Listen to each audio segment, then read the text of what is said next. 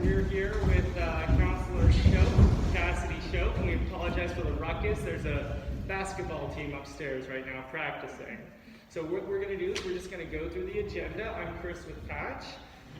Tonight was the April 15th meeting of the Marietta City Council. And so let's go through the items. It was a pretty standard meeting tonight, correct? Yes. Tonight was a rather short one. Okay, so there was a call on officials there. That just means that... Just an update from officials within the administration, law director's office. Okay, call on visitors. And we did not have anybody tonight from a visitor standpoint who wanted to speak. I think we should speak louder. Probably. And we could, I mean, no, it's too dark to go outside, isn't it? It's okay. Okay. I will try to speak Do louder. our best. My lungs aren't functioning at the best. I'm sorry, she's almost 39 weeks pregnant, it should be noted. Alright, so the call to visitors, there was no call to visitors? There was a call to visitors, there just weren't any visitors present. There were no visitors present. That Okay. wanted to speak. Unfinished business / pending legislation. What is this? So those are legislation that has been introduced in past meetings that haven't yet been adopted. And tonight we had 3 pieces that were adopted, and all of those had to do with the Tyson Park that is being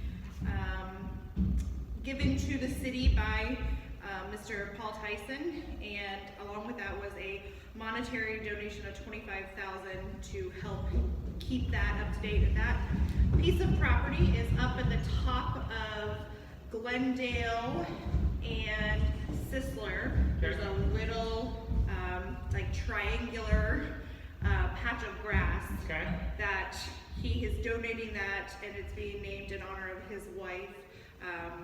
And so it's Tyson Park, and that has now been adopted.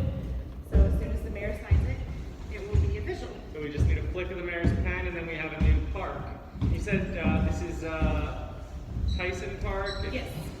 It says something about the deceased. Yes. So this was a transfer on the death of Mr. Paul Tyson, that this was...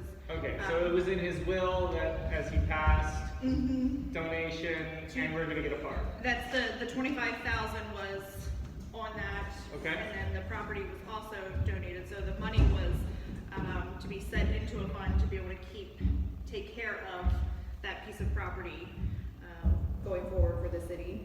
Okay. Do you know if there's going to be any type of equipment put on it or anything like that? Any of those details? As far as I know, I haven't heard of any plans as to what to be used with the space. Okay. I do believe that they are putting up a plaque in memorial. I see. But nothing that I know as to how it will be utilized.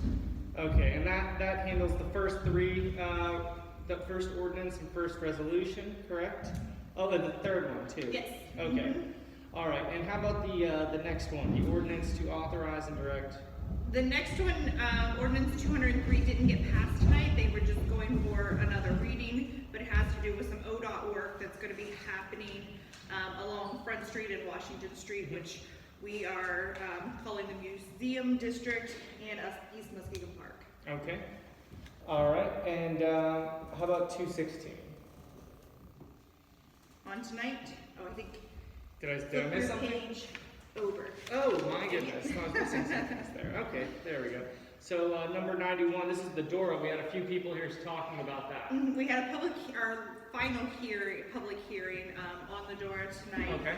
So again, this was just a second reading, and we are, they've scheduled a special meeting, I believe, on the 29th at 4 p.m., which will have the third reading for the Dora legislation. Okay, and is that going to be the final reading? Yes. And is it a vote after that? Yep.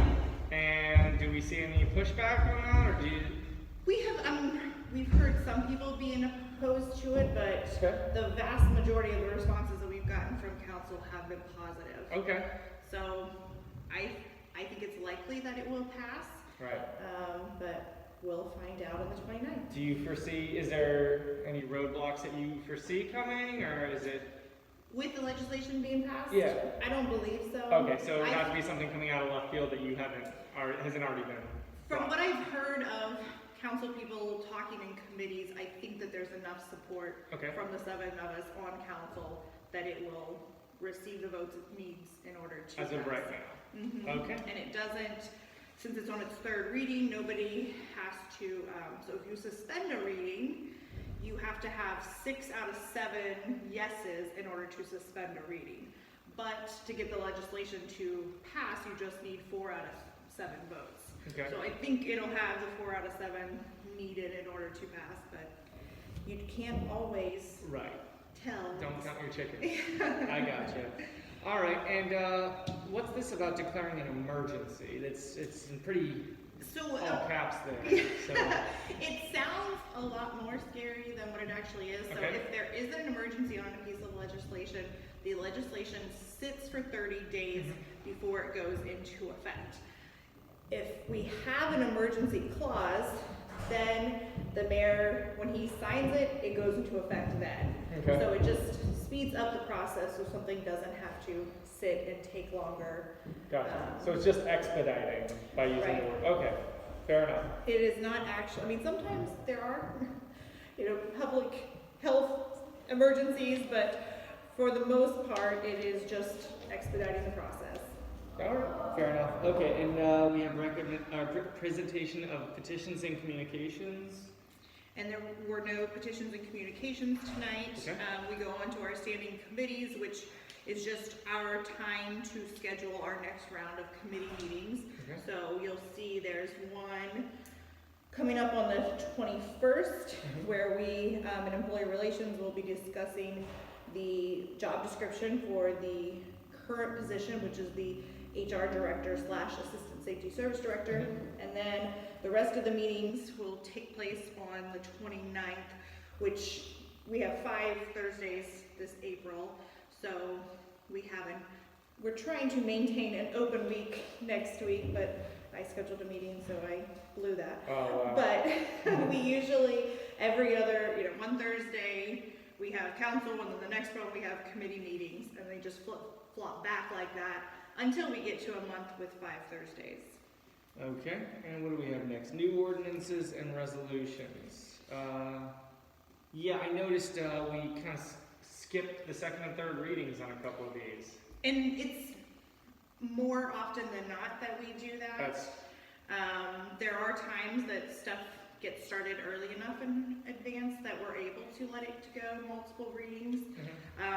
Transfers, which is what ordinance 211, our first one for the night, are always, it's just moving money from fund to fund to make things happen. So there are often associating pieces of legislation, putting things in place to allow that to happen, and then the transfer ordinance is just getting the money there to make whatever we have put legislation forward.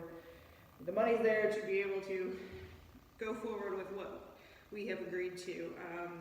But yes, so it is always suspending the 2nd and 3rd reading for that one. Okay, fair enough. So we got ordinance 211 to appropriate or transfer funds. So we did $812. That was phones for our code enforcement officer and development administrator. The code enforcement officer previously hadn't had a phone, and the development administrator is new to the position, and the previous either didn't have a phone or had a flip phone, so we put money in place. Is this all of that? That is everything. Okay. So that I could keep track to be able to explain to people, because I gotcha. I mean, the way that the ordinances work, especially with the transfer, it just shows you it's money in this fund that's being moved to this fund. Okay. And so if you're here listening, like, why are we moving money from Fund A to Fund B? You have no idea. So we try to give for the record and for those watching to have some idea as to what the money is actually coming from and going to. And but there was nothing controversial at all. Usually, with transfers, there isn't, Okay. because if there was something controversial, there was a piece of legislation that was probably already passed. that people may have had issues with, but that's in place, and Right. now we're just moving money that we have already said Okay. needs to happen. So people feel like, well, we've already, you know, that piece of legislation has passed. Right. This is like putting the money in place to pay the bill. Okay. I got you. All right, so, but that all went through, there was no dispute Nope. at all? Okay. All right, now, Ordinance 212, establish the salary of the treasurer. I believe I heard 39,000, some. 39,000, I think, was what something 2022 would be. So for Okay. all elected officials, we have to get their salaries in place before the start of their term. And this one, we did a 2.5% raise because the treasurer is off everyone else in the city that has a 4-year term. They're all on opposite years as the treasurer. And when we last established, which is before I was on council, the treasurer's salary, it was not financially a great time for the city. So she got a 1% raise every year from, I think, 2016 to 2021, 2017 to 2021. Whereas things got improved financially, and so most people got a raise higher than that those years. But she was stuck at what was set for her 4-year term. Right. And so we did a little bit higher for her than what we're doing for the unions and the non-unions. So to try to compensate for the. Right, because she was locked into that 1% Yes. and didn't make nearly as much of an increase as what most other people in the city did make in that same time period. So. I got you. Okay. And that one did pass with no controversy as well. All right. Ordinance 213 to establish the salaries of certain elected officials of the city of Marietta. Which certain elected officials So are we talking about those here? are the 7 council people and the council president. Okay. And same reasoning that we have to get that in place before the term starts, Okay. and hoping to do it before primaries so that, you know, people can still run. You know, if you were to choose that we're going to increase the salaries by $50,000, Right. that if someone could hear that and go, well, I would like to run for council Yes. for $50,000. Yes, If you do absolutely. it before people don't have a chance Right. to run. Well, I hate to ask, but it is a public. So what is the salary? I would have to pull it up to remember let me Okay. find it. I think it is 700 and, which one was this, 212? This was 213. 213, okay. 715 a month. 715. And that covers the health insurance cost as well. So Okay. you take home, it has been around $300 a month. I thought it was a non-paid, I just thought it was volunteer. Right. So to find out there was any money attached to this, whenever I Yeah. agreed to run, I was very excited. But when you also realize that, you know, you can spend 30 hours a week doing council stuff. There's Yeah. some times that, you know, there's not a whole lot going on, and then there are other times you're super busy and you know, people call you all times a day. When you're Yeah. out in public, people talk to you, and then you realize, like, I'm making pennies on that. I Right. am donating to the city. I remember Mr. McCauley was my teacher in high Okay. school, and I was like, and he was telling us he was on city council. I was like, wait, why aren't you doing it? And well, it's not. I don't know. I mean, I didn't know if it was an unpaid position or not. But so 715, the healthcare. Yep. Yes, and the city has a very good healthcare plan, so There you go. I think that is a lot of benefit for people on council. Well, you're gonna need it soon. You know? We have definitely put the healthcare to use Yeah. with all the babies. Oh, that's awesome. Good luck with that, by the way. Thank you. All right, so where are we on? That was 213, Yep. so 214 now. Ordinance to amend salary step schedule of the city of Marietta to establish salaries for salary. So that is just the all non-union and non-elected officials, the basically the cost of living raise for 2021. And so it's a 2% increase just down the board, and we have a chart that we use a step schedule here. So steps A through F, you start at step A, and then the next year you go to step B, step C. So of that whole value from A to F, it increases the 2% through the A through F, and that is what we will see whenever we get it passed. Okay, all right. So you didn't pass it, it was just a reading? Correct. Okay. Yeah, we just did the first reading tonight. I don't suspect there will be, I think it'll be unanimous support for that whenever we do pass it. Okay, 215. 215 is a change order for a contract on the aeration system, and let me remember what it was.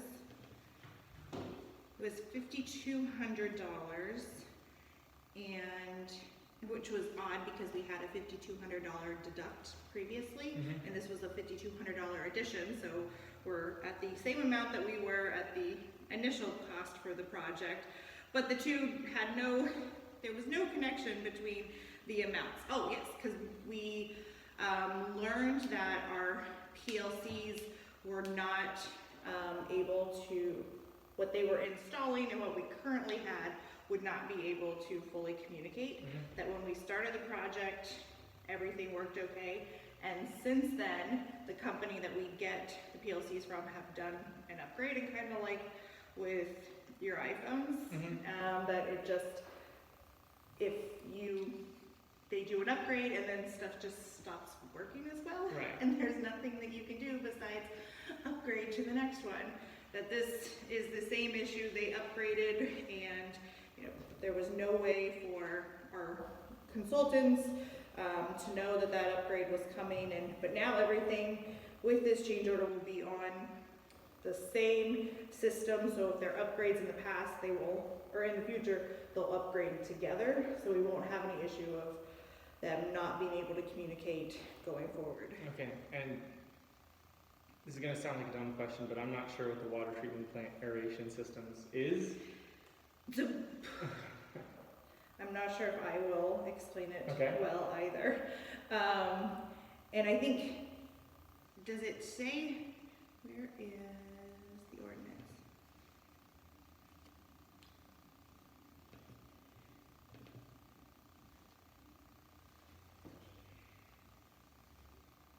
And this, okay, I was gonna say, it's the wastewater treatment. So, wastewater down by the river versus up on top of the hill. And I am not sure I will do it justice either, but... Oh, you just give me the... Putting air, the aeration, I think it's supposed to help break up the smell better. And you're just upgrading that system. Yeah, so we have done all kinds of work to the wastewater, and there's been a project that's right, because the Devola, you're gonna... Well, that's the water treatment plant. This is something different. No, we were expecting Devola to come on, and so we made the decisions back in, I don't even remember when it started. It was before. It's been going on for a very long time. But expecting to get that extra flow from Devola, then decided to put these changes in place to be able to handle that. And that project is still ongoing, and we still don't have the flow from Devola. So maybe they'll end up being about the same time that we get that new flow and the new system that we have down at the wastewater. But this aeration system wasn't included in that initial project, and like the project was broken up into 3 different phases.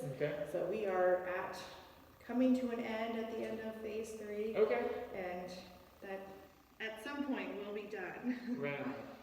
Okay, so let's see, we got number 216 now. And 216, so we'd already passed the legislation for this risk and resiliency assessment, which is for the water treatment plant, nothing to do with the reverse osmosis plant that upgrade that we are starting there, but just something that the EPA requires on a certain time frame. And what we had passed, there were some things within the contract that wasn't correct, but it wasn't anything that affected the scope or the amount of money. Okay. There was like paragraphs that said not for, like for informational purposes and not to be used for